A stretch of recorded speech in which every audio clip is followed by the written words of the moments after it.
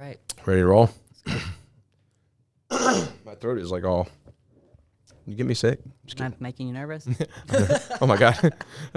Start sweating bullets. Who is this lesbian? No, what's she doing? What is up, everybody? This is Joe Adams, and welcome to the Relentless Pursuit podcast.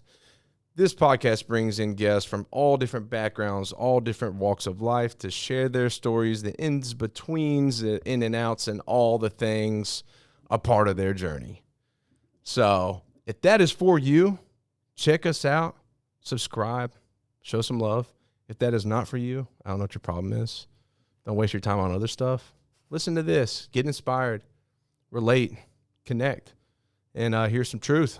A part of the most authentic podcast out there, I would say.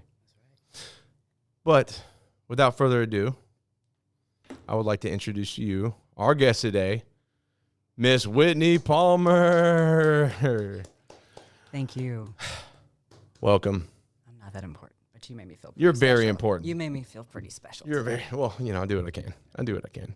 Hey, it's good to have you here. It's nice to finally meet you. Yeah, we've been talking for like an hour Yeah. about all these things. I feel like you could low-key like be my sibling.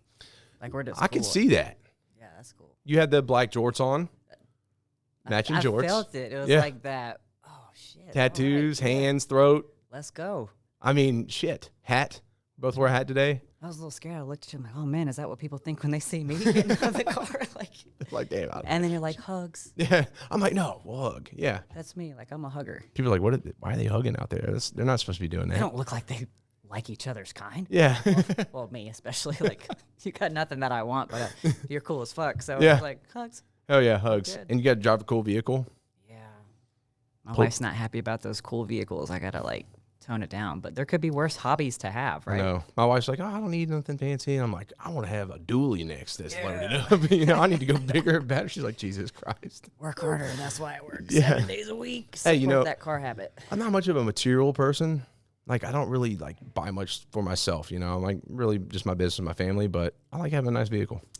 There's something about the cars. I don't know if it's because growing up, like my great grandparents, they had like those old school Jags and Cadillacs, and like I was exposed to like vintage vehicles. Yeah. When I was like younger, I've just always liked cars. I Yeah. actually have a '79 Lincoln Continental sitting in the driveway. Nice. Found it on Marketplace. You fixing it up or Yeah, when we get there, you know, little by little. start it one day? Yeah, I gotta keep the gym open first. You know what I Yeah, mean? yeah. But It no, can get it's expensive. it's cool. Like I ride my dogs around in it, and people look at me like all the older men in the neighborhood, like, "Oh my god, that's cool. What you know about that?" I'm like, not a lot, but you know, I'm going to figure it out. it's fun to drive. YouTube University.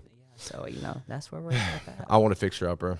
I want like a 59 Cadillac hearse. Okay. Yeah, just black it out, lower it a little fine. bit, kind of West Coast it. That's and right. just, you know, I think a hearse would just be badass. Yeah. And I'm an Adams, so it's like so Adams family to have. That's right.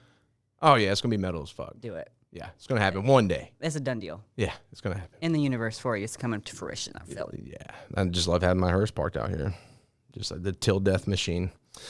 But anyways, enough of all that. We could talk about that anytime. I'm gonna reel it in. We're friends now. Reel it in.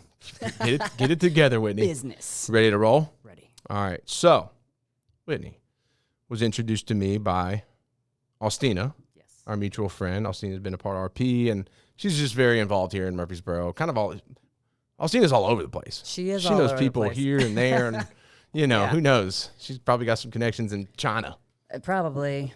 Am I allowed to say that? They're talking to her right. Fuck off. Oh shit. Maybe she doesn't. I don't know. Never mind. She might.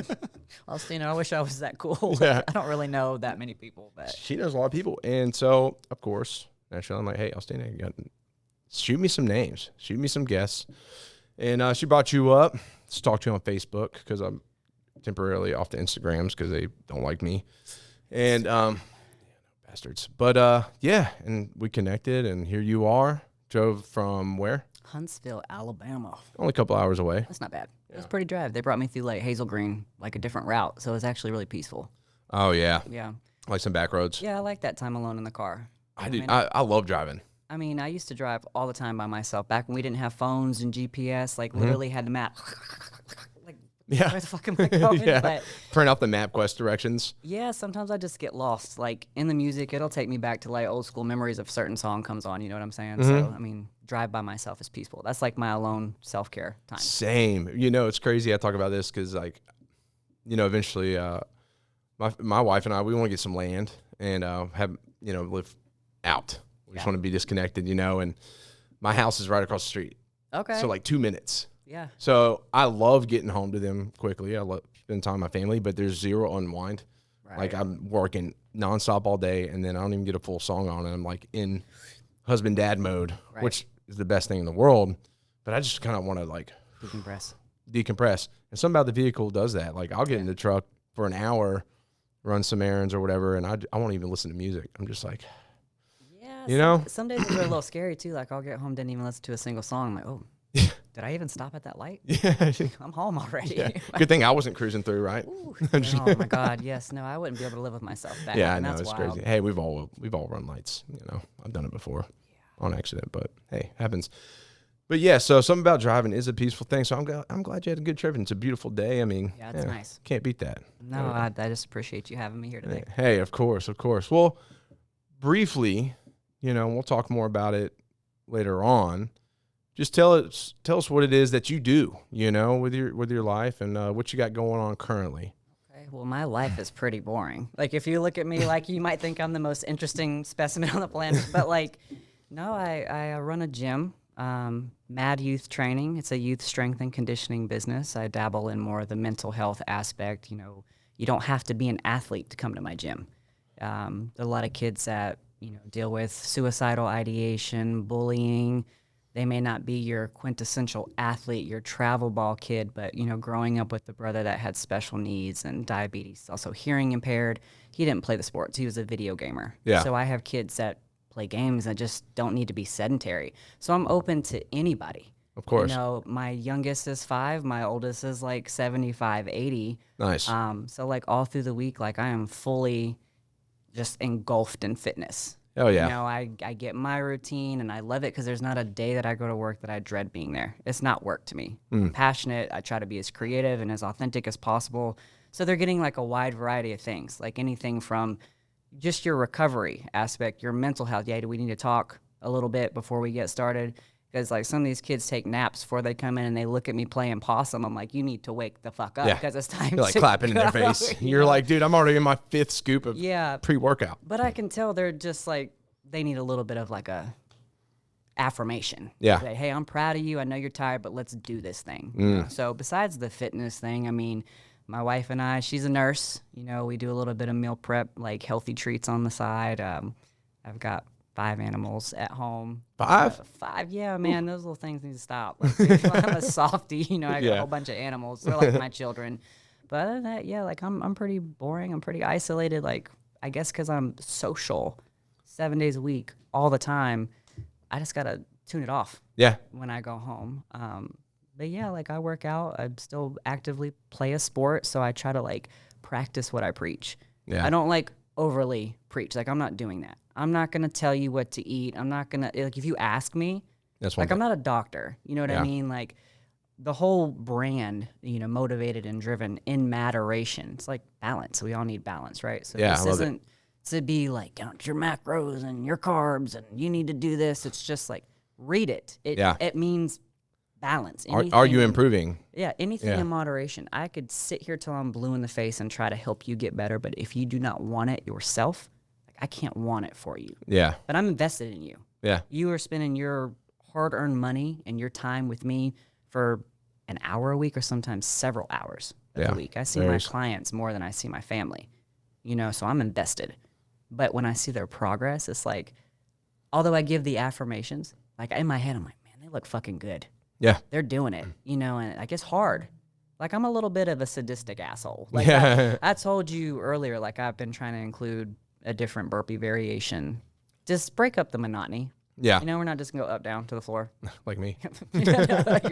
You make it look so graceful, like, you know. Thanks. But yeah, that's just like a little bit of my routine. Like I prep, I work out, play a sport, try to be a good wife, good friend, good daughter, everything. Like having a routine though, it gives you peace of mind. Yeah, it's the structure for me. I come from a military background, so like I'm very routine in that regard. I feel you. No, I was military, so I get it. My dad went to a military college, so it's always been kind of a thing. Yeah. And it's good to have routine. And then just, I don't think there's anything, especially when you're constantly engaged. There's nothing wrong with like just wanting to be home. Like on the weekends, if we don't have something to do, we love it. It's like, I hope it storms just so we do have an excuse not to leave the house. Right. Please rain. Yeah. But then them dogs get out there and they get muddy as shit. Like, man, let's rain. Yeah. We only got 3 pets, which is still a handful. But you know, it's fun. I love what I do every day. And Oh, yeah. I've been saying MAD since high school. Like, used to have like cheesy ass airbrush shirts. Oh, so that's been a thing for you for a long time. Oh yeah. Like, I mean, it's super creative. It's fun to see it unfold because fitness is something I never gave up on. I've had a plethora of jobs. Yeah. When I tell you, like, I was a deckhand on a boat. I've worked in mental Nice. health facilities. I have been party hostess. I have been, I used to get in trouble in elementary school because my mom would give me lunch money. Yeah. I actually got suspended for selling pocket knives in elementary school, like the little colorful ones. Those things are cool. My mom's like, "What the fuck are you doing?"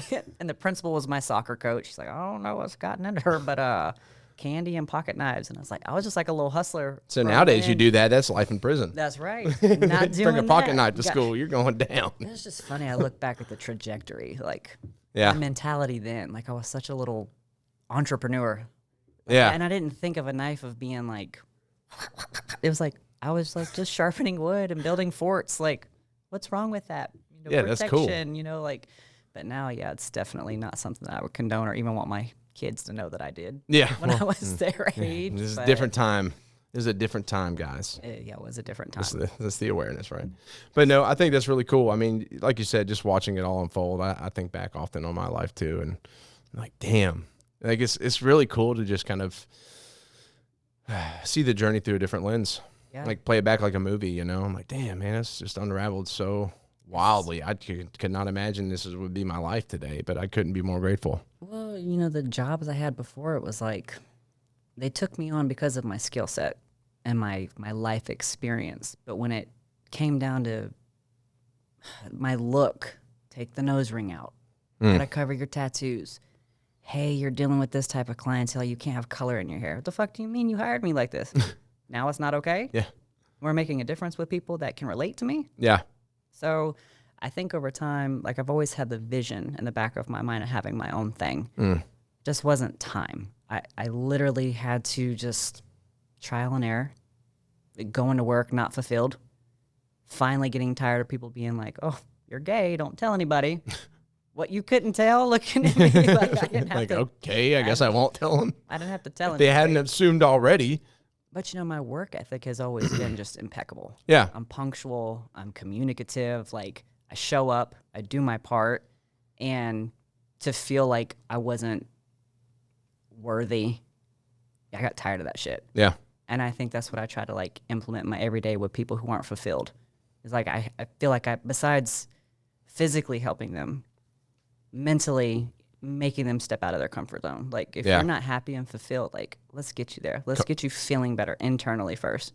Get your mind right. We got to stay focused because you can do anything. Yeah. Comfort's a slow death. I mean, absolutely anything. Life is too fucking short to just be like complacent and routine. And I get that way sometimes too. I'm still human. Yeah. You feel like you just work and pay bills and then that's it. You go to sleep, you do it all over.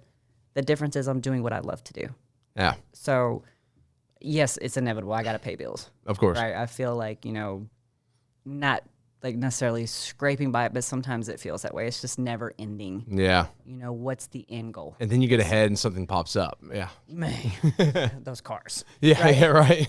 But, I really am passionate. And I feel like sometimes people take passion the wrong way. They do.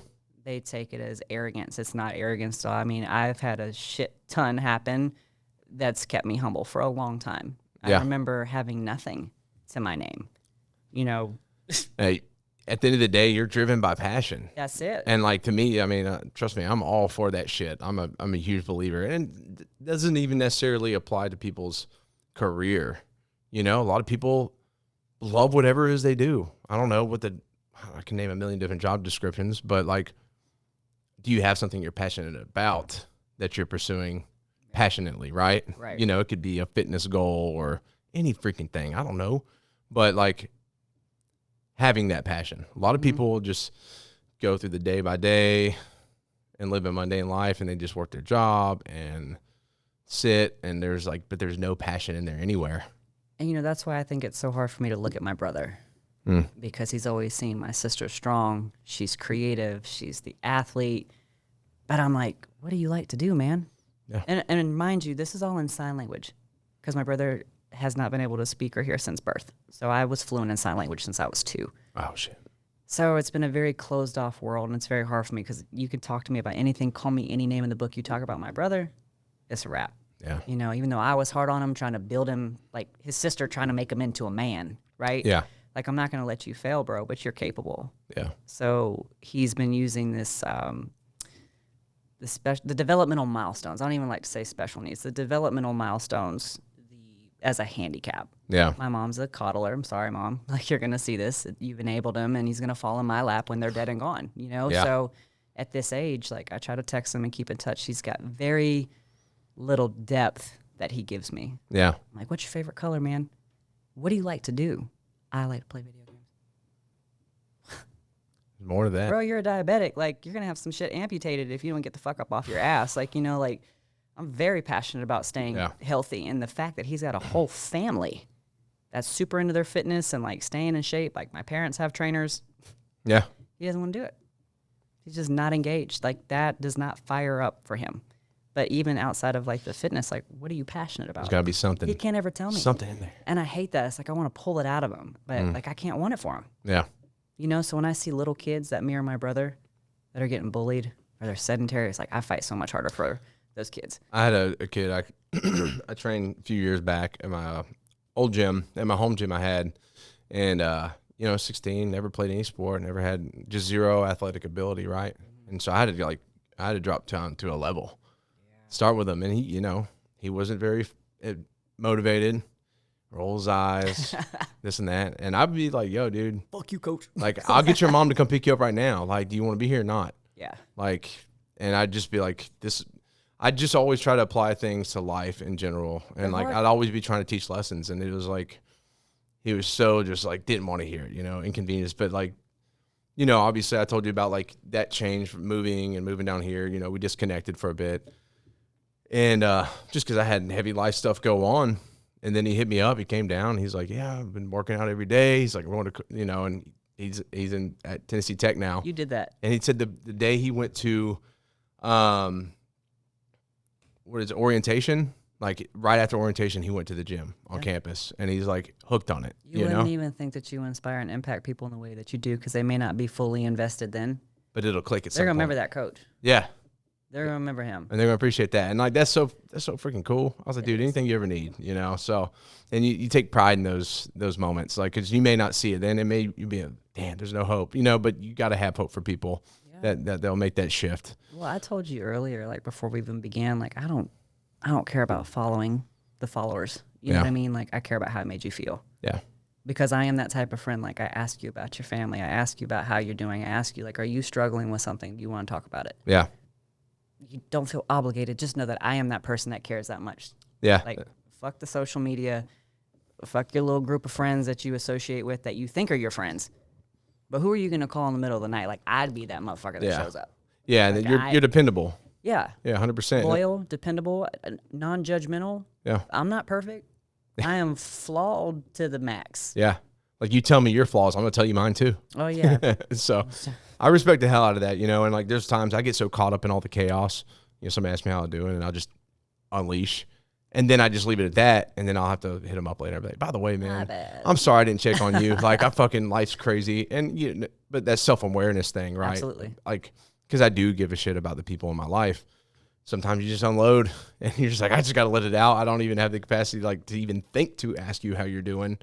But as long as you're able to reel it back in and be like, hey, by the way, I mean, that's me personally, because sometimes you get caught up in it all. But look, sometimes it's those drives by yourself that makes you go, shit. I need to call this person. Now that I'm sitting here by myself, like, I need to touch base. Yeah. I'm the type of person, too, like, someone will be like, wait, you okay? Because you literally sent, like, 20 people a message like, hey, just checking on you. Well, yeah, because, like, that's my time to be like, these are the people I care about in my circle, and I need to check in. Random act of kindness, right? Yeah. Like, reciprocity is probably the biggest word in my vocabulary.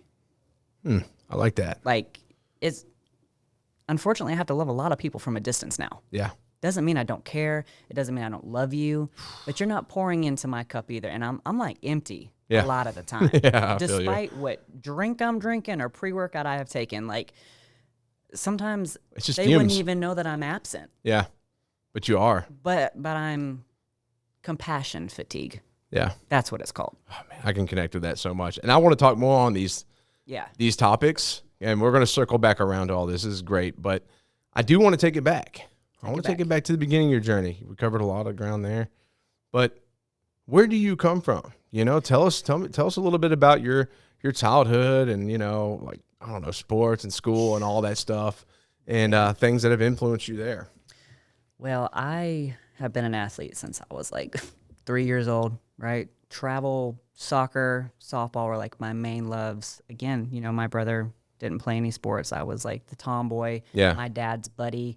Like, that's going to be a lot to unfold, but like back before my parents split, you know, like I come from a divorced family. My dad was in the military, mom was a single mom. I actually moved off to South Florida with my mom, and my brother stayed with my dad to go to the Florida School for the Deaf and Blind in St. Augustine. So we moved around a lot. Yeah. But like kind of like our little roots at the time were St. Augustine, Florida. Okay.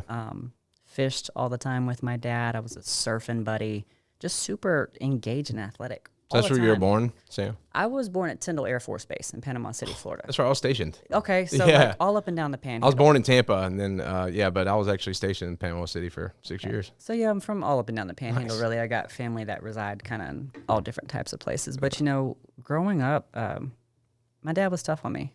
Yeah. My parents were both tough on me. I think because they expected more out of me. But, like, when you have a brother, you know, with a disability, and you see your parents argue over that, or your dad's gone, and you can relate to this, like being gone. You know what I mean? Yeah. Like my dad was gone. My grandparents actually were very involved. I spent a lot of time with my grandparents, and I wouldn't have changed that. Yeah. You know what I mean? Like my grandma was my best friend. She passed like 3 years ago, so that's been hard. Yeah. Like even to be transparent with people, like I still haven't grieved that. Yeah, of course. Because the last time I saw her, she was in a nursing home. So that's kind of like out of sight, out of mind for me. But, you know, going back to that, I just remember spending a lot of times at the summer camps, always being like little athlete, just getting into shit. Not bad shit, just outside. Like that true quintessential, do not come home until these streetlights come on. Yeah. Like I was out and about. Yeah. But, you know, catapulting forward, you know, when they split, I grew up real fast. Like I didn't even really have time to really dissect what had happened. Yeah. Were they athletic too? Or like, Yeah. It seems that athleticism is a big part of your life. My dad was like my hero, tan, buff, surfing, had the boat, you know, named the boat after his kids, like diving out 15 miles out. Yo, there's sharks underneath here, so if I die, you know how to drive the boat back. I'm like, Dad, what the fuck, man? Like, but just like they taught me to be like independent. Like despite their differences, they both instilled like a work ethic. Of course. My brother didn't get that either. Like, he's just lazy. Yeah. I mean, and I don't know if it's like that dark shut off world. He was bullied a lot. So a lot of my childhood, I was sticking up for my brother, you know, just super angry. Like, why did this happen to my brother? And it wasn't like a crutch for me. It was like, how do I step up to the plate and help him become like self-sufficient, independent, believe in himself and his potential? And that's something that you're still working on. Yeah, because I have a lot of guilt for how I am and he's not. Yeah. And that's something I have to work through. Like, course. and I don't want to take away from my own success because I have a choice, right? Like I have a choice to be better. As we all do. Not bitter. Whereas my brother is still very bitter about his circumstances. Why am I deaf? You can't change them. Why am I diabetic? Yeah. Like, why do I have all these health issues? Well, motherfucker, like, you don't take care of yourself. It's a choice. It is a choice, and it's like, when I left, I think that hurt him a lot, and that's something we don't talk about it. Yeah. Are you tired of paying outrageous rent on a house you do not own? Are you a first-time home buyer looking to get your feet in the door into home ownership? Or are you an investor looking to grow a business, have some rentals, and so on? Or Are you moving to Tennessee or moving around Tennessee to find your dream home? Well, then look no further. I have the answer. I have the solution. My beautiful and amazing wife, Lydia Adams. She's got the knowledge and she's got the power, and she can help you get squared away. You can reach her at 530-407-6676 or on Instagram at Lydia F. Holmes, or shoot her an email at lydiafholmes@gmail.com, and she's going to get you squared away and get you set in the right direction in order to make your dreams come true in the real estate world. Thank you. Well, you're doing the damn thing, and I've enjoyed my time so far, and it's been a very short time, but I've enjoyed it a lot. I've had a blast. Hell yeah. Yeah, you'll just have to remind me what the fuck I was talking about, because, again, my thoughts are so all over. Oh, I got it. I'm on track. All right. At least I'm trying to be. Good thing I wrote it down. I keep having a burp. Or like it feels like you got to, and it's just like you're like, and then it just hangs there. Yeah, stuck. There we go. Excuse me. Energy drinks. Yeah, I gotta slow down on those because they're like, ooh, what's Yeah, and I like take big gulps. All right, so you were saying when you left your brother, that's what y'all don't really talk about that, and you're because you were kind of on track with like your childhood and all that stuff going on, and we were talking about capability, and then you said at the point where you cut off, you left at some point because your parents had just gotten a divorce, right? And that was kind of like a wedge in between you and your brother. Is that? Yeah, is I that mean, right? I feel like he resents me. I'm listening. I feel like he thinks, maybe I'm being too presumptuous on this, that he thinks that my mom chose me over him, not understanding that at that time, the best school for him was gonna best suit his needs was the Florida School for the Deaf and Blind. Your teachers are deaf. They teach a deaf curriculum. When my brother did mainstream school, he got bullied. Yeah. He just felt like he wasn't understood. He still feels like he's not understood. But, fast forwarding, when I went with my mom to South Florida, she met my stepdad. He's wonderful. Yeah. Best thing that ever happened in our life. He took us on like we were his own. Cool. And my brother with all his fucking ailments and my mom babying him, right? Yeah. Anyways, no disrespect, Mom. I love you.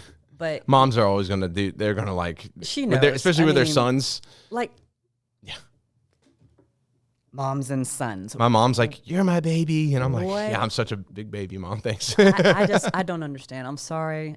I love y'all. But like the moms and sons, man, I don't know if it's like the girls are just so much more, they're just built tough, or like fucking Ford, right? Like, I will say though, I mean, but like fathers and daughters, I mean, me and my, Yeah. I'm just like, I'm wrapped around a freaking finger. And that just goes back off this whole story we're talking about, right? Like my dad was like my best bud. Yeah. And then all the shit transpired. There's so much that has unfolded that I didn't even know my dad was into. Yeah. But like going back to my brother staying, he would take a Greyhound every weekend to come see us. Like all the deaf kids that had family in South Florida, they would take the bus and go see their families for the weekend. And even then, like he wasn't present. He'd just come and lock himself in a room and play video games. Yeah. And I'm that sister like, hey, let's go ride bikes, or hey, let's go play baseball. And he'd be like, no, I'm good. Like just very distant and very absent. And I've been trying to pull that shit out of him for as long as I can remember. Yeah. And it's just like, he doesn't talk about his feelings. He'll just say, no, I'm good. I'm not a big proponent of video games. Me either. I had a system and I play every once in a while, but then I just sold it because I was like, because I kind of felt guilty for that time spent there when I could be applying it to, I don't know, other things. I mean, he's obsessed with it. I think it's cool if you can like have a balance. Like you got like once a week you play like a couple hours or something, but I just know so many people that just will gear in for hours and hours like every day. Oh yeah, no, he'll forget to take a shot. His blood sugar will like plummet because he'll just be like, yeah, and I'm like, what the hell? I'm winning. It's funny because actually in like high school and when I moved back home after my first year at Gulf Coast State, we go through that shit. Like you go to school, you drop out of school, you move back home, right? Get your shit together, get a job, fucking get your life together. Yeah. Well, I live with my brother, and my mom would be like, oh, your brother's not answering me. Can you like leave work and go see if he's okay? I'm like, I guarantee you, he is playing video games. Yeah. And I would leave work, and he'd have his phone laid over on the bed, basically in a diabetic coma because he was so invested in fucking Call of Duty. I'm like, I took off work to come home and do exactly what I knew he was doing, like playing video games. So it's just been like a long. Honed in. I got a question. How old are you? You said? How old am I now? Yeah. 37. 37. When did you leave Panama City? Like when I was in college or like when I was younger? When you were in college. 2008 or 9. Oh, okay. So I got into Panama City in 2009. Yeah. That's when I got stationed down there. That we were fucking like black crossing hole, paths. man. Yeah. That was the best thing I could have done was left Panama City. I'm glad I left.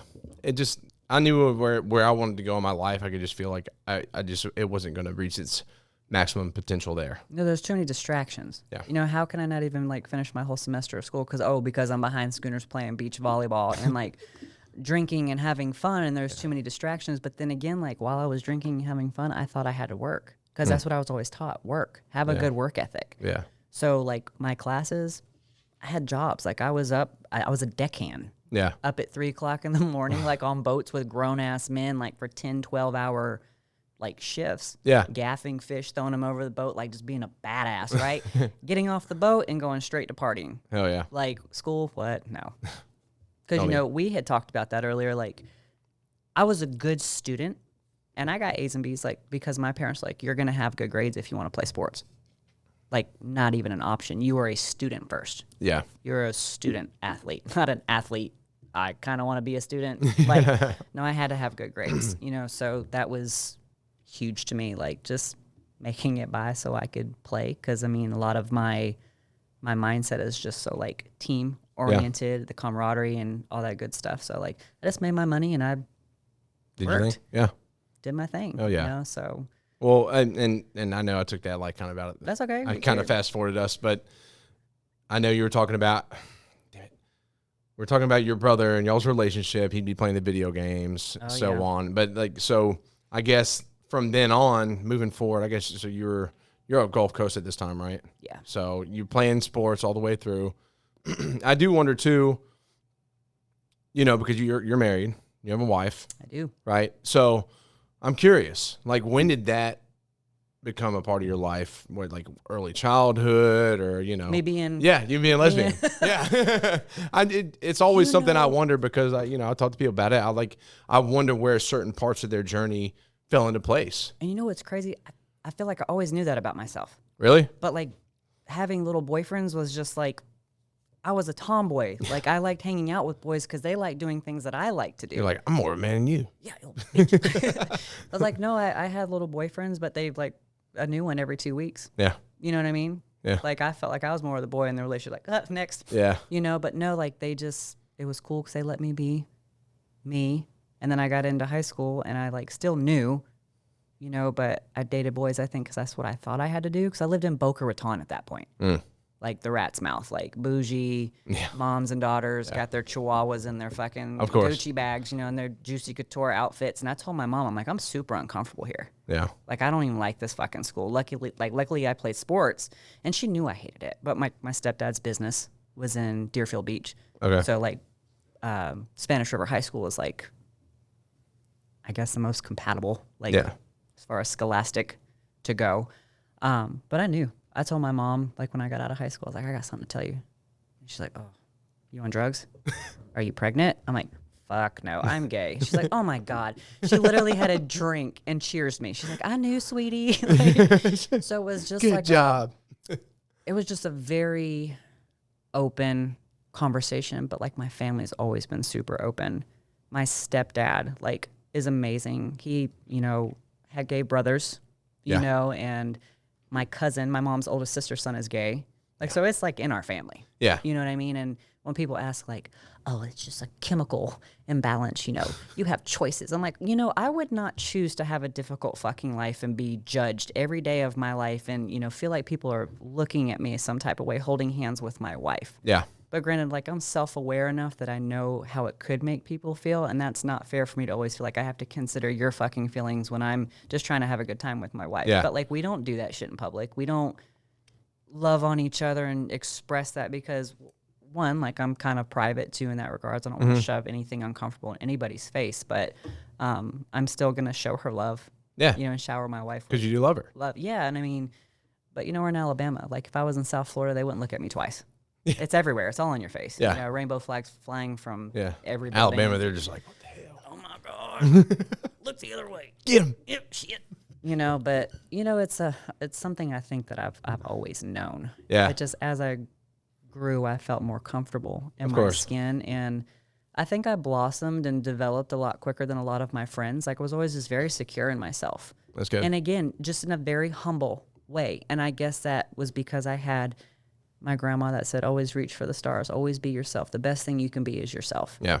And I think my grandma knew too. That's never really even a discussion we ever had. Yeah. I just feel like her energy, she knew. Yeah. And she just always told me to embrace myself. And I have. My mom always told, my mom's super like effervescent and like, woo, woo, woo. Like she's just super fun. My dad, actually, I remember this conversation like it was yesterday. When I finally told him, I think it was maybe my first year in college. Like I don't even think he knew. I didn't come out to him like I did with my mom in high school. Yeah. He looked at me and he said, I love you, but did I do something wrong? And I said, no. Yeah. Like if you think taking me fishing and me wearing board shorts and looking like a Hanson brother like was wrong, like no, Dad, you didn't do anything wrong. This is just who I am. He's like, okay, well, I love you. I just wanted to make sure. Like it was so innocent. Like, yeah. He didn't like look at me like disgusting. He's not saying there's something wrong with you. And that's a problem. Is like I think parents that do like shun their children for doing so. It's like, you're only going to drive them downhill. Yeah. Like it sounds great, but it's great because you had nothing but love and support from your family. And like, that's the most important thing. Yeah. You know what I'm saying? And if they were like, screw you, who knows what you would have done with your life, people, you know what I'm saying? And I probably would have been like, fuck you, I am who I am, you know what I mean? Yeah. Like, part of that is attributed to like things you instilled in me, which is not all bad because you taught me to be a good fucking person. Yeah. You know what I mean? So they always told me you don't treat people differently. Like it doesn't matter what shape, size, color, background, you treat everybody with respect. And that was always ingrained in me. Yeah. Like you do not say, yeah, you say, yes, ma'am. Yeah, of course. Like even though like I didn't go to like church all the time and I wasn't like slapped on the wrist with religion, like they always taught me etiquette and manners. Yeah, of course. I mean, we're big on that too. Discipline, those things. Man, like, and if I looked at my dad sideways or my mom sideways, it was a look and I was like, fuck. Oh, God. Like I really messed up. Still a kid and I have an attitude, but like that scared the shit out of me. I won't do that again. I'm sorry. Yeah, yeah. It's interesting too. And at the end of the day, I mean, I relate to you with like the spiritual part. Mm-hmm. Like your heart. That's your path? Like your heart guided you there. It's pure. To your wife. Like a lot of people make decisions because, well, societal constructs or like how they've been conditioned their whole life. Believe in this, believe in that, do this, do that. When it comes down to just following your heart, like I don't, sure, I could sit there and say I'm Christian and have it easier, like get along with people's families better and people not be like, oh my God. But my heart's not there. Right. Why would I do anything other than that? Because at the end of the day, I know what fuels me here. And so that's essentially a very similar thing, right? Like, and it's crazy because I feel the most judged from those people. Yeah. And I'm like, I'm not sitting here talking about folks. Yeah. Like, I'm just trying to love you with all that I got for all of your flaws because I'm flawed. Yeah, just let me live my best fucking life. Let me do my thing. Yeah. Because I'm going to love you, like, regardless, but I don't necessarily believe in the way that you're treating me. Yeah. Like, I look different than you, so you don't agree? Yeah, it's interesting. And, this one big thing, I love what we do here and, having that difference in, belief. Like me and my wife, I've talked about this a lot. Like my daughter gets to be raised in that. Yeah. I'll go to church with my wife every once in a while just to be present with her. She goes to ritual weekends with me every once in a while just to be present because she knows what matters to me. Right. And we do that out of respect. May not agree with everything. That's fine. We still love each other and we respect each other. And my daughter's going to be growing up seeing both of those things. Yeah. And so she's going to have a broader view when she gets older and be a little bit more understanding and compassionate towards people that are just different than her. That's okay. And I want that. So. And I like different. Like how boring would everything be if we were all the same? Yeah, facts. Like as soon as like you walked out of the truck, man, like I was invested. Like, I just felt comfortable. And I tell people this, like if I'm invited somewhere, 9 times out of 10, if I don't show up, it's because I don't feel comfortable going. Yeah. And it takes a lot to make me uncomfortable. You just text me and be like, oh, by the way, I'm not coming. Okay, before. You know what I mean? Yeah, I feel you though. It's just like I go where I feel welcomed.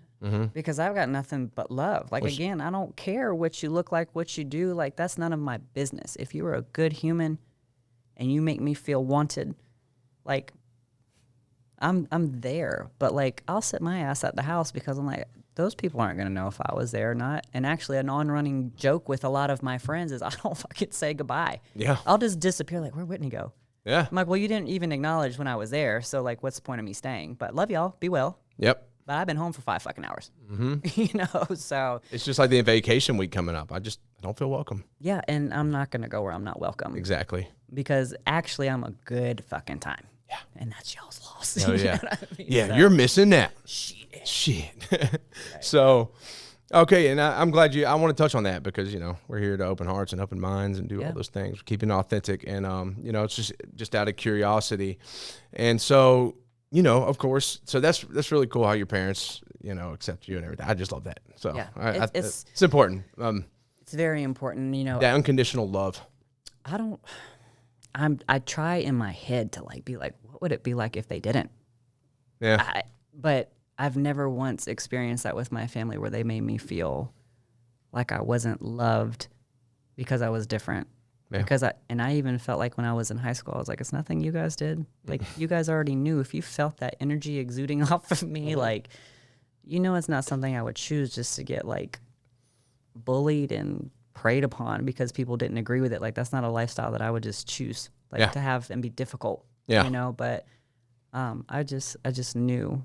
Oh yeah. I mean, it's hard to explain because I mean, a lot of, this is a whole nother conversation, but like I feel like the whole LGBTQ community, like a lot of people do it for the experience. Yeah. They're not even truly that. Yeah. So there's so many different things, and I feel like I might get lumped in a category like, are you really gay? You wouldn't be with a guy? You wouldn't do this? You wouldn't do that? But everybody else in the community is doing this. I'm like, I'm not everybody else. I'm like an old dog, right? Like, I'm true to myself. Like, I know I like women. Yeah. I can say guys are attractive. Joe, you are a very attractive man. Thank you. I have no sexual desire. You know what I'm saying? Yeah. But some women who were lesbians are now with men still feel that connection with a woman. You know what I mean? Yeah.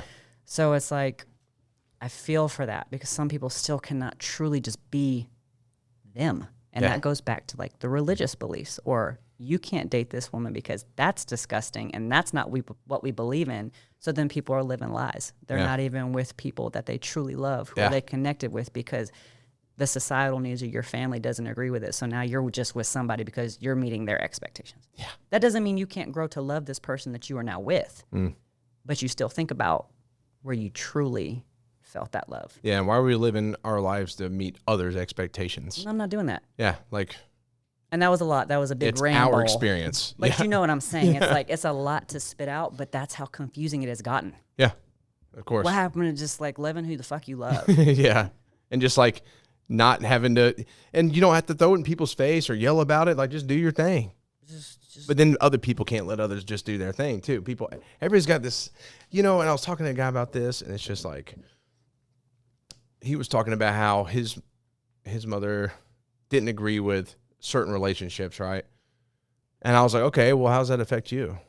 And he was like, oh, no. I was like, let your mom think what she wants. I said, you know, at the end of the day, like, she doesn't agree with this. As long as she's not harming anybody, like, that's her thoughts. There's probably, I could go outside. I don't really give a fuck what people think about me. If there's 30, 40 people standing outside of this building, and as soon as I walked out, they're like, I fucking hate you. I'd be like, cool. You know what's I'm going to go about my day because it doesn't change. Right.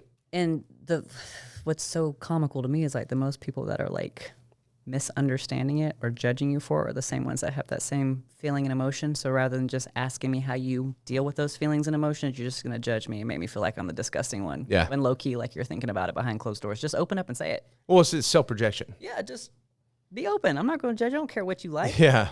Just don't hurt animals, children, elderly people. Be a good human. Like, do the right thing. Yeah. Have a good moral compass, man. Like, Exactly. just don't be doing some off-the-wall shit. Yeah. I don't. It's pretty simple. Really? Hey, you know, simple concepts tend to be the most difficult for people to actually embrace, though. Yeah, simplicity is key, and we just cannot find a happy medium for that. Love chaos. Yeah. Yeah, it's weird. But anyways, well, hell yeah. Thanks for sharing that. That was good. So moving forward, Gulf Coast. You're Gulf Coasting. You finish school or you get through school. Where did you go from there? Because now you're in Huntsville, so I didn't finish school. Take us further. Okay, you're No. screw this. Hell no, I dropped it. Okay. I had a great grandfather pass away. And I remember as I was going into that next semester, I didn't even sign up for it. I went to a funeral, got a job, worked. Again, that's how I was wired. Yeah. The work ethic was so instilled. Like my mom's dad owned a pharmacy, impeccable work ethic, like workers. Yeah. Like my whole family is full of just workers. So it should be no surprise. My mom didn't go back to school, I think, until she was in her 40s. And she's an interior designer. Like she's doing what she loves. Yeah. You know, I feel like when she was my age, she was just doing what I was doing. Like didn't finish school. She's actually in boarding school. You know what I mean? So she was just working, having jobs. So like I always knew I was different. I'm going to be okay. Yeah. Like I don't think I could reiterate that enough. I'm like, worry about William. It's my brother. I'm like, I'm going to be good. I might be having like a bunch of different jobs now, but like it's setting me up to like have skills in every trade. Yeah. You know what I mean? Like I can really kind of help, or I'll learn. I'm malleable. You know what I mean? But no, I didn't finish school. Yeah. I don't need to. I guess you would call me a dropout. I don't know. But, you know, from there, like my stepdad had a conversation with me. He's like, you never given up on fitness. Why don't you just go back to school? But it was a fitness institute. It was with a professor named Dr. Abbott. And it was like a year-long fitness institute in Boca Raton. Okay. And I took the class. And then from there, I got all my certifications through ISSA. Okay. You know, anywhere from strength and conditioning to youth fitness, because I needed a whole different certification for that to train kids. Yeah. You know, unbeknownst to everybody else who thinks they're a fucking coach and trainer. Like you say you can train kids, but can you really train kids? Yeah. Now, backtrack. All my jobs, a lot of them were in mental health facilities with troubled youth.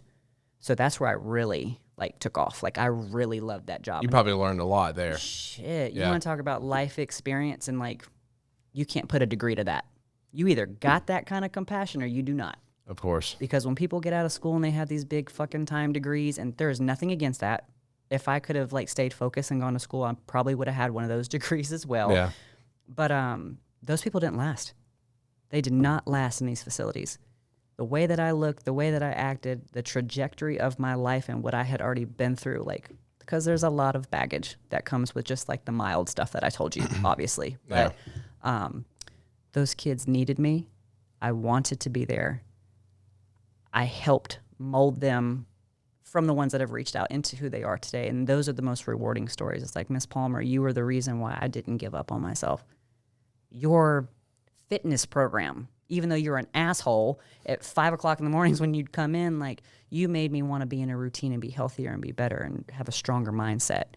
And like hearing that, I could cry talking to you about it. Like, well, book words can't teach you compassion and understanding and experience. shit, man, those kids pulled at my heartstrings, man. Yeah. When I tell you I worked at this facility, the trenches. I could tell you some fucking stories, which obviously I can't really say on here, you know, but holy shit, I could not shut it off. I would go to sleeping about these kids. I'd be down in sinkholes in the middle of the night looking for kids. I mean, we were on like land, you know what I mean? So like there were people that hunt out there and you'd have to be like, yo, you take off, you'll get shot. Oh, no one gives a fuck if Miss Palmer has to go out there and chase them though in the middle of the night. But guess who was the first one doing it? Me. You know, and like these kids were hurt, man. They're probably still hurting and growing through that trauma. But, you know, I have my own fair share of trauma where I could kind of be like, you're going to make it. Like, you can do this shit. Yeah. Do not give up. You're too young to give up. Like, you don't even know what good life is because you've had such shit handed to you. You know, but you got the ones that sit on that crutch for forever. And then you get the ones that, like, send you letters in the mail that are like, because of you, like, I made it. And they've got their degrees and they're successful and they're working and they're starting their own businesses. And those are, like, little conversations we had when I was at the job where they were told they were too stupid.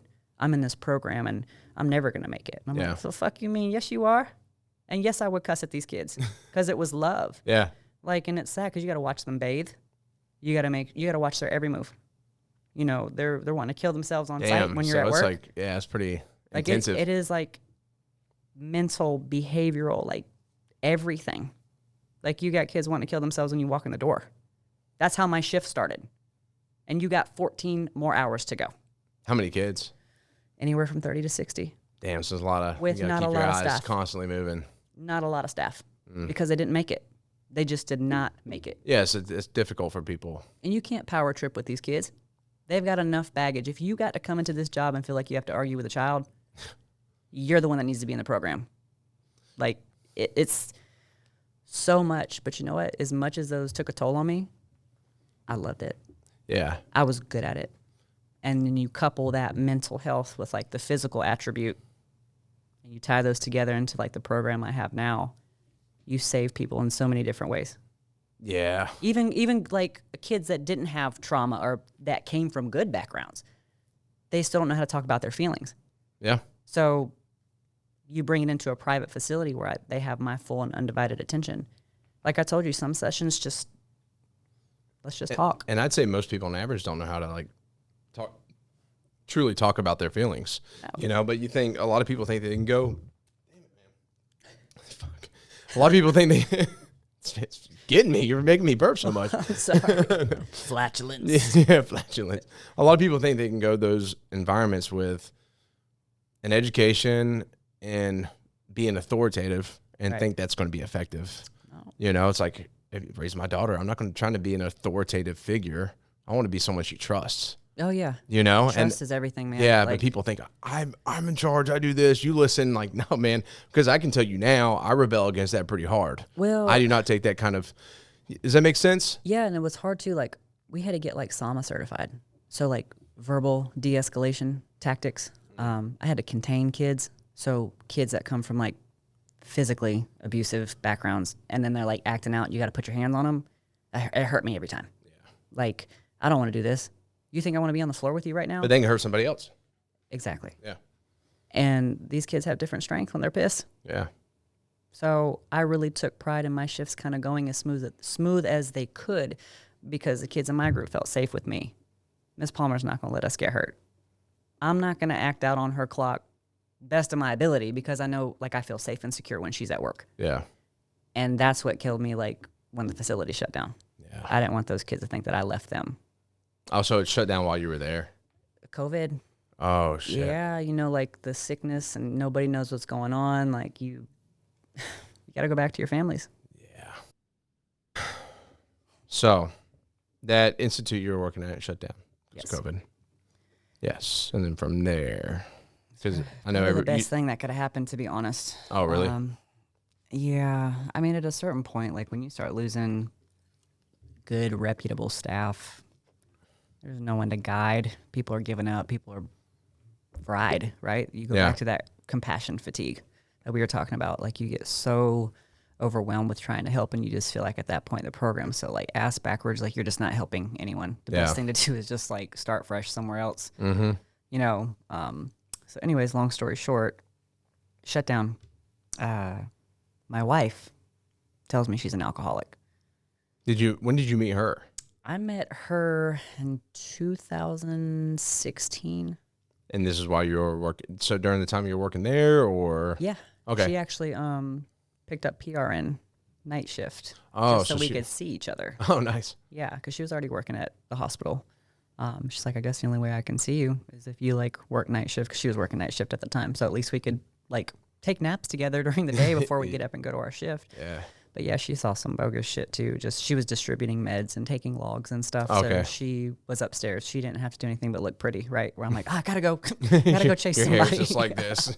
Yeah, covered in mud, bug bites, all kinds of shit. But yeah, I had met her. She had experienced that whole situation with me. And during COVID, you know, like her mental health plummeted. She was in a managerial position, so you can imagine how things are getting at the hospital. Oh yeah. And like, we're completely transparent. So like the trajectory of our relationship was shit. Yeah. Like, we had a really rough bout. Like, we're going to get divorced. We're going to make this work. Like, I fucking hate you. We're having really hard time. Like, no one knew that, you know, because like people post what they want people to see. But like, we just didn't post at all. So everyone's like, you don't ever post with your wife. Y'all divorced? You cheating? Like, what are you doing? You having an affair? And it's like, mind your fucking business. Unbeknownst to you, my wife actually took her ass to rehab because she's an alcoholic. No one checked on me. No one knew what I was going through. And I opened a business. I had a choice to make. Yeah. Right? My wife literally is in like the most important stages of her life. It's life or death.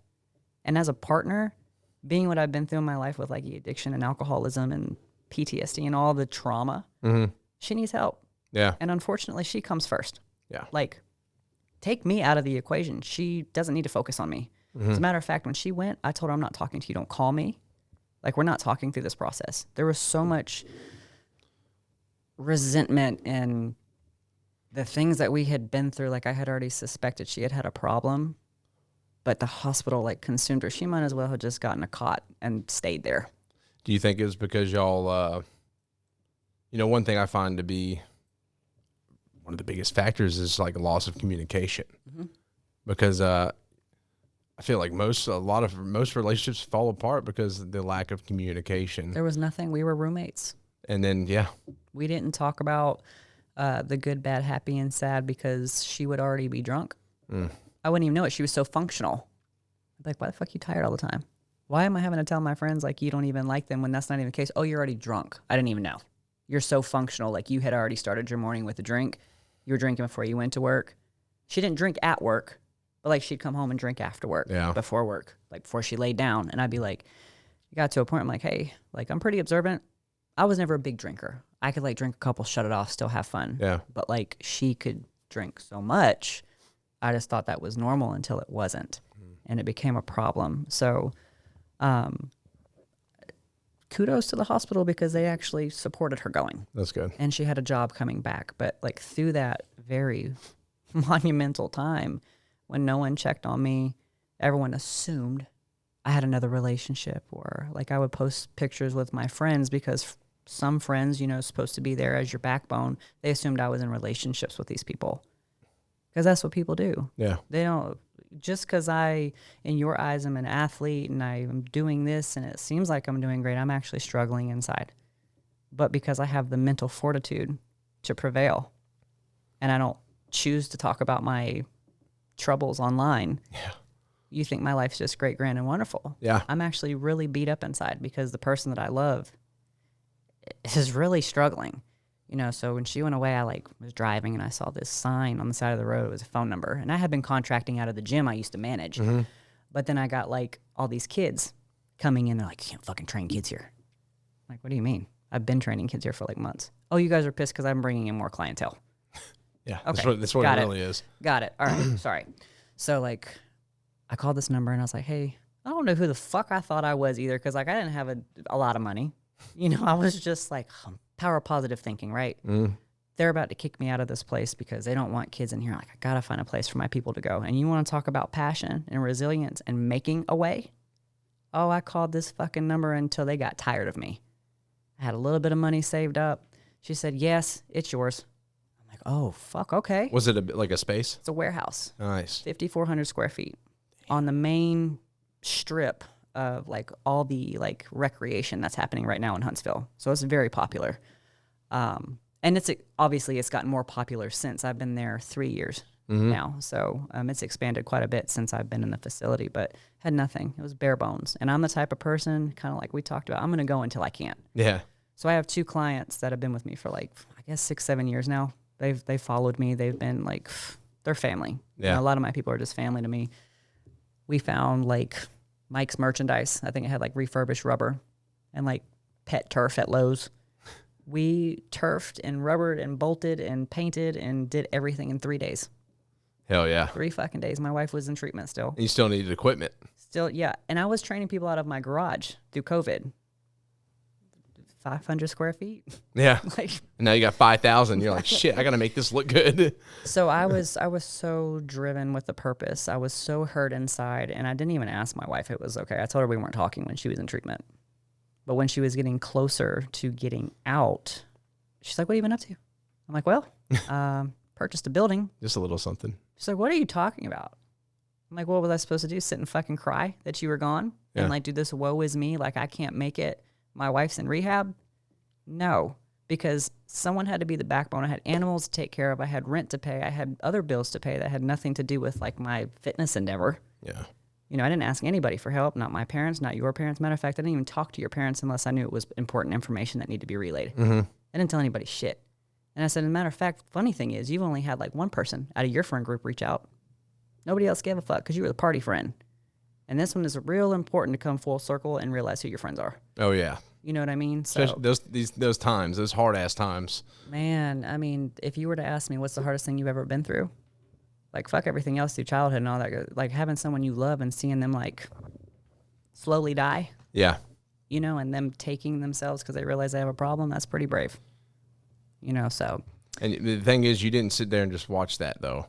You supported and you made something of your life. You know, you were like, you followed your passion. You're like, I'm going to fucking do something bigger. Well, fuck, I come from a divorced family. I don't want to be a statistic either. Yeah. Like, we're going to fight through the hard shit and we're going to talk about hard shit. Yeah. But now we know how to communicate.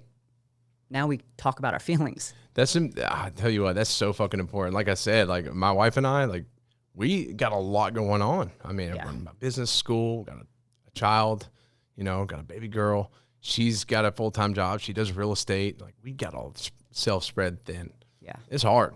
It is. But like communication is the most fucking important thing, you know? And sometimes we have to talk to each other about how we communicate certain things because we're different personalities, right? And uncomfortable shit's going to be said. Yeah. And I think that's what makes strong bones in a relationship. I mean, we talk about super hard and important stuff. And I ask her before like we begin any conversation, like, do you need me to listen and give you my opinion? Or do you just want me to shut the fuck up? Yeah. And she'll be like, shut the fuck up. And I'm like, you got it. But then she'll be like, but then what do you think about this? I'm like, you just told me you didn't want me to give you my fucking opinion. So, I changed my mind. But we're a balancing act. Like she balances me. Like I can be super like, fuck that. What? And she'll like, calm down. You know, and then there are certain parts where I'm like, you need to toughen the fuck up. Like that hospital's still going to stand with or without you there. Set boundaries. Clock in, clock out, do your job, come home.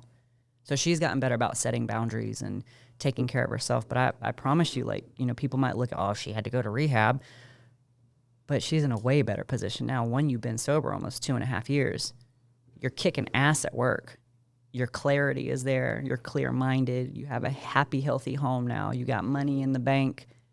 Your health is intact. Yeah.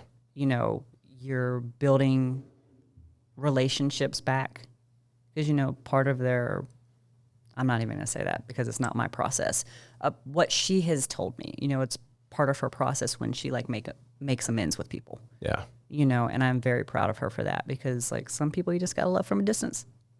Cut them off. Okay. Other people that were important that you may not have kept in touch with are now back in your circle and they're so proud of you. Yeah. You know, she's on meetings every night. I listen, you know, how steadfast she is and how passionate she is speaking about her journey. She's not embarrassed about it. We're not embarrassed to share, you know, so. I need her on here to tell her story sometime. She would love it. Yeah. I mean, she's very open and she's very passionate like me. And I think that's where like the love grew. It has nothing to do with, she's beautiful, but it has nothing to do with looks. It has nothing to do with like what you've had, like material shit is all about. You have a heart of gold. You love my family for who they are and what they are. Like you've talked me off like the ledge when it comes to dealing with my family and their problems. Like we've made each other better humans. Yeah. And I think at the end of the day, that's more important than like what someone physically looks like. Facts. You know, and like, because like without the material shit, what do you have? There's people that have millions and millions of dollars and say the next day, none of that even like is worth a dime. You get what I'm saying? It has in the zero cemetery. value. Yeah, exactly. But say the next day, like something collapses and there's zero value to that money. What do you fucking have? That's something I stress all the time. It's the base shit that truly matters. If you build material with that person, that's great, but never lose sight of what actually matters. You can be the most beautiful person in the world. Say something fucking, the grill explodes and your face catches on fire. How many people are like, what do you have, you know, minus those looks? I mean, people don't think about character. Man, and it's the character for me. She works super hard. Yeah. Like her work ethic is gold, man. Like you want to have someone you can build with, right? Like that has a good work ethic, that has a good heart, that you know at the end of the day is going to ride for you. Mm-hmm. I mean, don't get me wrong. I've dated some fucking people in the past that are like, whoa, shit. They look fucking good. Yeah, but they're dumb as a fucking box of rocks. And they've got no compassion, no drive outside of just their looks. And that shit gets real old. Yeah. Just like at a certain point, going out with your friends, them still getting fucked up in their 30s and 40s. Like, what are you offering me? That's so lame. Nothing. I'm sorry. If anything, we're so much more observant now. We're Yeah. like, all right, y'all have fun. Like, Yeah. if you need us to drive you somewhere, holler at us. But like, we're old now. Yeah. Like, we really take pride in the little bit of self-care we can give ourselves and the quality time. I'm very much a quality time person. Yeah. Like, when I go out in groups of friends and everyone's on their fucking phones having a phone party, I'm like, you guys are posting the same picture on y'all's social media and you're together in real time. Yeah. Why are you commenting on a picture when I'm sitting right next? Like, Yeah. It doesn't even matter. why did you even invite me out? Yeah. It's pointless. So like, we really take pride in like making ourselves present and in the moment. Because before, like with the drinking, going on family trips, no one was present. Everyone was fucked up. You know, arguments were had. It just wasn't fun. No. When you look back at that stuff, you're so proud of the growth and progress. Like, that's the growth and progress that's important. You're like, wow, we beat all odds. Yeah. It's awesome. That's crazy. That's beautiful. So, I mean, that's kind of where we're at right now. We have to gather ourselves and be like, yo, like business, shut it off. Yeah. Like, let's watch a movie. Yeah. But even still, we're still like, oh, shit. I know. It's hard. I get it. Yeah. I mean, my wife and I'll be sitting there and I'll be like, damn, I'll bring up something about business or ask questions because How do you separate it? It's hard. It's so hard, but you got to really force it at times.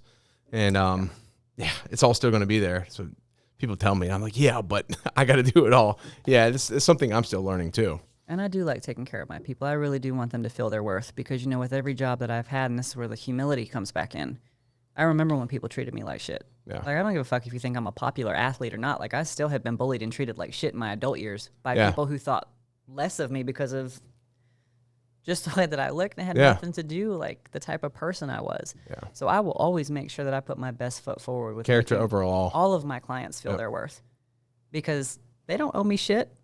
They do not have to come to me. Yeah. My business, as a matter of fact, has all been word of mouth because I truly believe that the good people will be your people. Facts. And not all money's good money. No.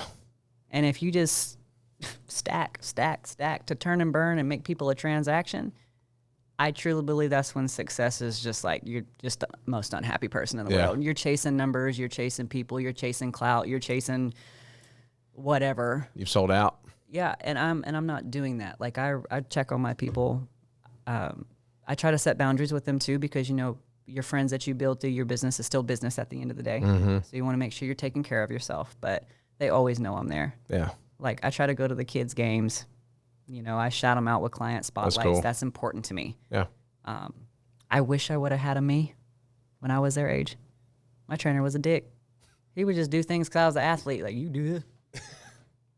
Nothing more than that. He didn't ask me if I was hurt or if I had certain ailments. I'm like, bro, so, like, going back to the past and, like, looking back on things I never gave up on, like the fitness. I think being a current athlete is still very important because I'm always researching new ways to train, to recover. Tell us about that a little bit. Like, you're being a current athlete in football. Oh, Lord. Jesus. You want to talk about pro women's, football, women's. How would you describe that? Right now, I would consider it subpar. Yeah. You know, it's sad. Yeah. I mean, think about all, like, the politics going on with women's basketball. You know, like, women's football hasn't even, like, it's all about flag now. And I don't really give a fuck who I piss off talking about it either. Yeah. Because I know what I bring to the table as an athlete, and I train my ass off, and it's like I've been let down. Training for a fucking Super Bowl that never takes place. And as an athlete, as a competitor, you know your body can only sustain so much for so long, as well as mentally. I'm my own trainer. I don't have a fucking trainer. My clients leave, it's silent. Oh, Whitney's got to rely on herself. People that don't train like that have no idea the hole you have to dig yourself up out of to motivate yourself to stay in tip-top shape to play at an elite level. I see this through my brother. And my brother Brett, he, you know, pro bare knuckle fighter. You know, had some BKFC fights. He's fighting in Florida. But like a fight will come up. He'd be like, oh, dude, I got a fight coming up, and it'll get canceled because of some, I don't know, management or political thing. I don't want to speak for him, but he'll be like ready. He's geared in. He's cutting weight, you know, and like that takes a toll on your body, you know. But, you know, he's a certain height and so on and so forth. He's always training. And, you know, to train for that, like it's you versus one other person. Right. Like you got to be at your max. And he beats the shit out of himself. And then a fight, opportunities miss. And he's just like, fuck, dude. Like it's almost sucks doing it professionally.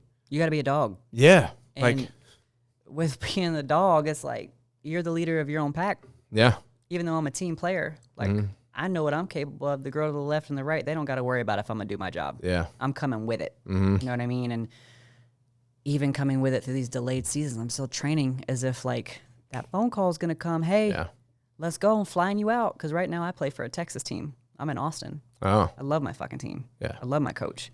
Like they're wonderful. I am so glad. Like it all started with the Nashville Knights. You know, playing in the LFL. That's how I met Austina. Yeah. You know, and there's a handful of girls that I still keep in touch with. They're my sisters. You know what I mean? Because we all deal with the same thing. You know, you go everything from body dysmorphia to, you know, mental health and all that stuff that you have to like navigate through. And people just look at you as a name and a number on a jersey. Yeah. They don't think about what you deal with behind the scenes. Like the women's professional football league's not going to pay for your medical bill because I had surgery in 2018, back surgery. Only a handful of people checked on me. I was replaceable.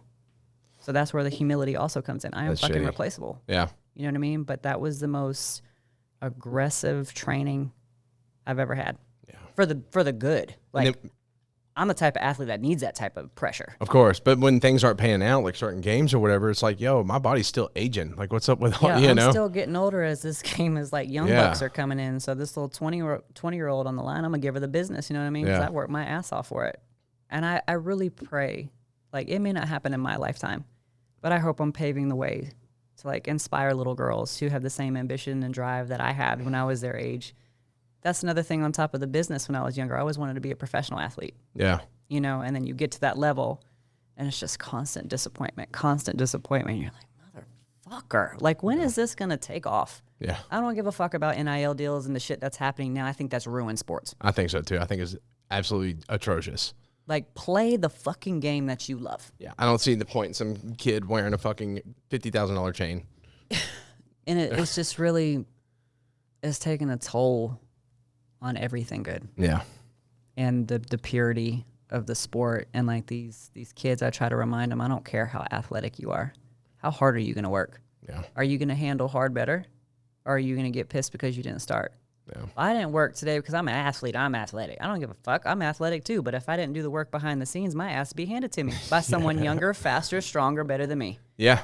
Because some of these people are just elite as fuck. Yeah. I mean, you know, like, I cannot bank on my athleticism. I'm athletic as fuck, right? Yeah.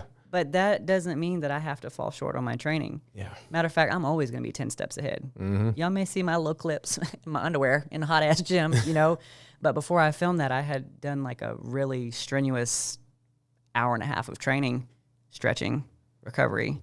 I tell these kids to speak kindly to themselves. I have affirmations spray painted on my wall to remind yourself, like, hey, talk nice to yourself. Because Whitney Palmer here has not always been so nice with the things I've said to myself because my expectations are way the fuck up here. I probably need to do that because I'm pretty bad. Yeah. And I have to remember, you remember what you tell these kids, Whit? You tell them to be kind, finish strong, believe in themselves. So, and these kids that get pissed off, like I got some super perfectionist kids. And I have to remind them, you're not going to be perfect. You know, like we're going to fail. If you only saw how many times I failed before I posted my clip that looked good, like it takes time. Yeah. Like you got to be critical of yourself because you want to perform and do your job, but not so super critical that you take the fun out of it. I need you to coach me on that. But I'm so hypercritical on myself. It's just like, fuck, because I want perfect. Yeah. I know that's not achievable. Like the best I can do is perfect. You know what I'm saying? If that makes sense. But I've had to really come to conclusion, like that drive and that capacity to like really push myself. I'm not going to fall short on that because that's just who I am. Yeah. But like our last playoff game 2 years ago already, it's crazy. Like I played concussed, man. My engine didn't stop because I was doing it for the one to the left and the one to the right. I mean, I'm not going to be a little bitch. I'm seeing 1,200 of y'all right now, but I'm still going to push. Like I'll be all right. You know? And I mean, I remember that feeling. It was an out-of-body experience.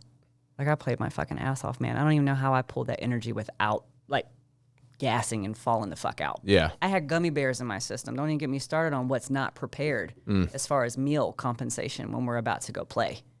You know, and then you're playing both sides of the ball, like doing green screen. You have to make sure that you look pretty or you're going to be told, you too fat, you too ugly, you're not getting on fucking screen today, you need to look like her. Oh, well, I'm not her, I'm an athlete. Yeah. Like, I'm sorry. I'm here to perform. You know, not on a pole, on the field. So there's been a lot of mental fuckery going on. Like sometimes I'll sit in the gym by myself and I'll just like replay hits in my head. And that's how I know I'm still passionate. Because like if a song comes on and I think about like sticking the fuck out of somebody, I'm like, oh, if that fire is still there, I can't give up yet. Yeah, I can feel it. I have thought about hanging up my cleats so many times. Yeah. I can't do it yet. Yeah. I don't know. I don't know if that'll ever leave. There's still something left. Yeah. Still got it in you. All these kids look up to me, man. I think that's more so than the word of mouth. I think these kids take pride in having a coach that's actually proactive. Yeah. I'm not sitting on a fucking bucket. I'm not out of shape and, hey, you need to run faster. Yeah. I'm sprinting with them. You're inspiring them. You know, like, oh, I had you do those damn burpee variations. Well, coach, I just did 1,500 of these motherfuckers before y'all came in, so I don't want to hear it. You know, like I'm setting examples. Yeah. So let's go. Hell yeah. But it's like an encouraging let's go. It's not like you're a sack of shit, let's go. Yeah. You know what I mean? Yeah.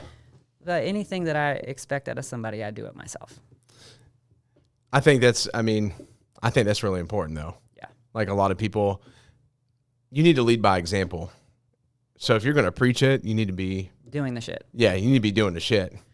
Because people, I mean, if you're not, you're going to get called out. And it's not easy. Yeah. Anybody who thinks the shit is easy is not easy. Yeah.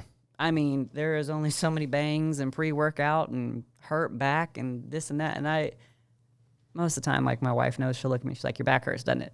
I'm like, no. Yeah. I feel great. She's like, sit down.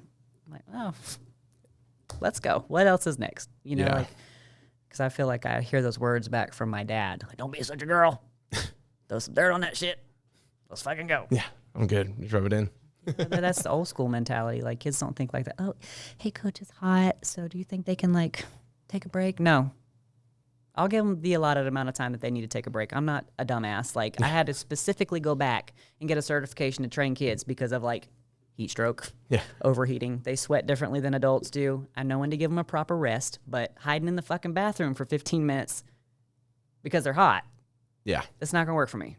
Yeah, I remember back in the day, it was like, you don't get water till after. And it's like, sir, it's like 99 degrees. Like, yeah, you don't get it till after practice. And it's like, well, someone's going to die. Well, but that happens, you know? Yes, So does. obviously you got to be extra careful about that. I mean, you're screwed if you're a coach and you're not allowing that, obviously. You got to know what to do in, like, situational awareness. I feel like so many people don't even know, like, basic life skills.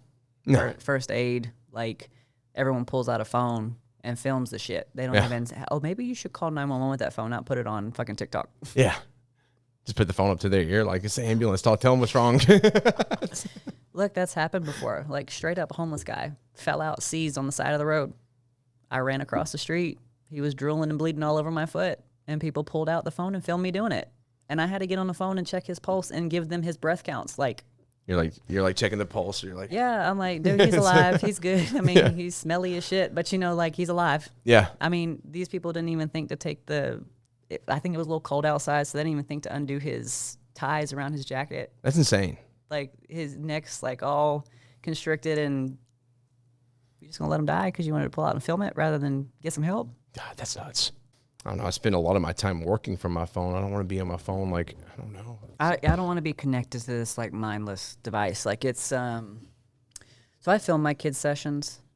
It's kind of just a way for me to go back, watch their form, technique, but at the same time, I don't let parents in the facility. That's the best decision I've ever made. That's actually, that's interesting. Too many distractions, too much talking over my shoulder. Like, if you want to be their fucking coach, then why are you coming to me? If you knew better, you would do better. Yeah. So, and I don't mean that in any disrespectful way, because literally everybody I have now, they're totally on board. The only parents that are in my facility are parents that actively pay their own way to work out with their kids. And that's what I loved that the program has turned it into, like a family dynamic. That's pretty cool. But that aside, like, sometimes I don't film their sessions. Yeah. Because I'm like, I'm too fucking engaged on doing these cap cut videos. Like, I'm tired of it. Yeah. It's like prohibiting me to give them everything I got because too many parents are now expecting videos to be posted on Facebook story. Yeah. And I'm like, oh, like, you didn't post my kid's video. I love them. I take pride in the workouts that I do, but, you know, some shit's not always meant to be filmed. Maybe your kid's having a bad fucking day and their form is shit, honestly, and I'm not posting that because I need to focus more on their form and getting them mentally back engaged rather than posting and tagging, they were at M.A.D today. Yeah. Who gives a fuck? You're here to make them better. And, like, people will know through their performance. Thank you. Say that again. They will People know. will know through their performance that they went to M.A.D. I mean, and I just There's mean a plug. that. Yeah, You're in Huntsville, hit her up. I just mean that in a sense, like, yes, their hard work should be shown on and off the field. Yeah. Academically, like, be a good friend, be respectful to your teachers, your parents, your coaches, get good grades, be a good human. That always comes first. Athletically, go excel. Yeah. I'm not riding your coattail. I'm just there to encourage you. I come up with the workouts. You got to do the work. I'm trailing up and down with you, showing you form, making sure you're doing it safe and effective. Not trying to wreck growth plates, right? Yeah. Like, Yeah. do your job. Yeah. I'm doing mine, you do yours. You mean you don't put them under a squat bar like the first day? We're deadlifting 315 today. I know you've never even lifted 5-pound dumbbell. I was telling somebody your last one. I was like, I knew this lady I used to coach these guys at this house. And the wife, upper 30s, and she's getting ready for like first bikini competition. She's like, Joe, how do you do power cleans? I was like, why are you doing power cleans? She's like, my coach has me doing power cleans. I was like, why the fuck are you doing power cleans for a bodybuilding show? Like, this makes no sense. I was like, don't do power cleans. You need to correct your coach. But anyways, it was just like, what the hell? Yeah. Did people are putting programs out there like this? Like, I don't even do power cleans. There's no purpose for me to do power cleans with what I do. Why would I be coaching somebody else? And if I'm going to teach them how to do it, I'm going to be right there showing them how to do it. I'm glad you said that, because these programs, these 6 to 8, 10 to 12 week redundant old school programs, we're going to do this lift every fucking time you come in with the same ass accessory work. I feel like I personally need to get them the best that they got while they're with me. Yeah. I don't want to keep repeating the same ass movements. I would never have a clientele. They'd be so bored. Yeah. But no, I'm safe. I try to be as safe as possible. Now, we do have like little things that we do that they look at me like, what the fuck are you thinking? Yeah. But I'm like, I'm trying to train you functionally for life. Yeah. It's the stuff that happens outside of here. Yep. That's important. You're going to have some new stuff. Yeah, exactly. No, it really, though. This just helps you. I mean, I think fitness is a pillar for the rest of life, though. Yeah. Because there's so many lessons in it, and a lot of people don't realize that. It's just the discipline, patience, all the things that apply in order to progress.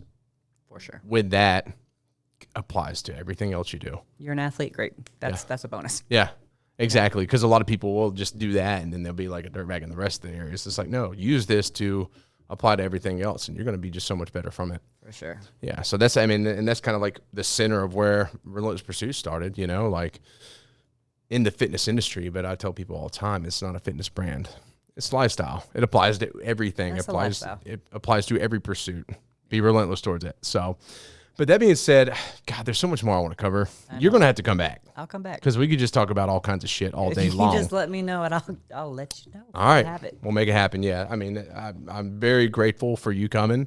Thank you for having me. Of course. And anytime. And I want to get your wife on here too, because I think she's got an important story to hear. But I do have one more question for you. There's two answers to it. Okay. What is your relentless pursuit, both in your personal life and in business? Let's go with business first, just because I don't want to hone in on the business too much. I think the relentless pursuit, and this only stems from having a dream and aspiration from a young age. I don't think I'm a failure, but failure is not an option. And I think that's the relentless pursuit, is to always wake up with a good objective, a pure intention. And I just feel like the pursuit is going to carry you the distance if you just have the good intention behind it. Oh, yeah. Always doing my best. That's one thing I took from my grandma. Always do your best. Be a you. Oh, yeah. And that's the relentless pursuit, is be a you. Perfect. Without worrying about what he, she, they, whatever fuck have to say. Yeah. I'm doing this for me and the benefit of my well-being and my family. Love it. And then, my personal life, same thing. Just being me. I can't worry about what other people expect me to do or what they see that I post and what they think I'm doing. The relentless pursuit, and I'm looking at your brand because I think it's so cool, like just seeing it on your wall as much of like how I think about the art on my wall. Yeah. Just be the best version of me that I can be. I could be taken tomorrow. You have a story you could have been taken that day. Yeah. So just be as active with my lifestyle as possible. I see like the things that have happened in my life and the choices that certain people in my family have made and where they're currently sitting right now. Oh, yeah. And I don't want to be that. Like, I want longevity. And when it's my time, it's my time. So right now I'm going to be relentless with what I have to offer. And hopefully they follow suit and they see you leading by the example. That's it. We will prevail. Oh, yeah, always. And if we don't, that was a fucking choice. Yep. So, Hey, and at the end of the day, you know, a lot of people worry about failure, but the only failure is quitting. that's it. The only way to fail is to quit. Quitting's not an option. Exactly. So eliminate that, you'll be good to go. For sure. But hell, I don't know. This was just a great day. Thank you. Great recording, great time. I've had so much fun with you. We connect in so many different ways. I just love how authentic you were to share everything. And there's still so much more to unravel. Yeah. It's just been such a pleasant time. And I want to dive into more like the addiction stuff and all that, because I find that to be very important. But you know, we're gonna re-gear. We're gonna do this again. But is there anything else you have for me today? I just appreciate you, like, with the comfortability. Like, you know, I feel like the energy was real too. Like, as soon as, you know, I was given the opportunity, Austina mentioned your name and we contacted, like, you can almost feel when it's genuine and pure. Like, I'm not going to come here and like show face just to gain any kind of clout from anything. Yeah. I didn't even want to talk about like myself and my business. Like, I wanted to be here to link with you, meet other like-minded individuals, because we all have a story. And that's the most pivotal thing that's been successful in my life with meeting people, is like the relatable aspect. Yeah. I mean, again, I don't care what you're wearing, what you look like, we relate in some type of way, shape, or form, and we can build a closer bond through it. I'm all about that. Isn't that crazy? We could be totally different people, but there's something in there that we can all connect with. Yeah, and I'm just grateful. I'm grateful for the opportunity. I feel like we're only as limited as we allow ourselves to be. Yep. Right? But like, if I get out of my comfort zone and talk, like, I could talk to a fucking picture on the wall. Yeah. So Hey, sometimes they'll talk back depending on the substance. That's right. So I'm just glad you took a leap of faith on me. You could have been like, this bitch is complete trash, and I don't want her talking on my podcast. No. You know, but I'm just going to keep it real. And people may or may not like what I have to say. I really don't give a fuck. I'm here to support you. Yeah. And talk about the things that I've been through, but I've also had a choice. And the reason I am where I am today is because I didn't let my past label who I am. Hey, and I love that, you know, and I think there's a lot of lessons what people could learn from you. Just, you know, a few of the things, just compassion, following your heart, For sure. being there for the people that you love. Just you embody a lot of different values that I hold so high, and just following your path, and you know, regardless of what anybody else thinks or tells you to do. For sure. And I connect there wholeheartedly. So I love that. And you lead by example in so many positive ways. And I find that the kids that work with you are very fortunate to have you in front of them, and hopefully they follow suit and do the same in their lives in their own way. They're pretty great. I mean, I wouldn't just say this because I'm talking to you on a podcast. Like, my people, like, I get chills because like they're so supportive in every way. Yeah. Like, they're family now. That's like, the best. And again, they don't owe me anything. That's where people got it fucked up. And like I say, any words of advice to people that are entrepreneurs or have a business or a brand, these people don't owe us shit. Mm-hmm. It is how you sell yourself as an authentic, genuine person, and people can feed off that character. Facts. You have people drawn to your energy because they feel it's that authentic feel that you're feeling. Like, if I invest in you, it's because I care about you as a person. Yep. I don't speak empty words. That's one thing that anybody that comes across me, my mom said this, and I'll end on this note. She said, I wish when I was your age, I was as bold as you are, to speak your truth, tell people how you feel, but you do it in such a tactful way. It's like, it's not condescending. It's not, I'm better than. It is a true, I'm confident in who I am, and I love you regardless, but I'm going to do what's best for me in this point in time. Yep. You can take it or leave it. I'm here if you need me, but like, this is how I feel. Oh yeah. Beautiful. And we'll leave it at that. Yeah. We'll leave it at that. Hey, there's a beautiful ending, and thank you again. Thank you. It was a pleasure. Yes, sir. Let's go. Oh yeah. Take care. All right. Thank y'all.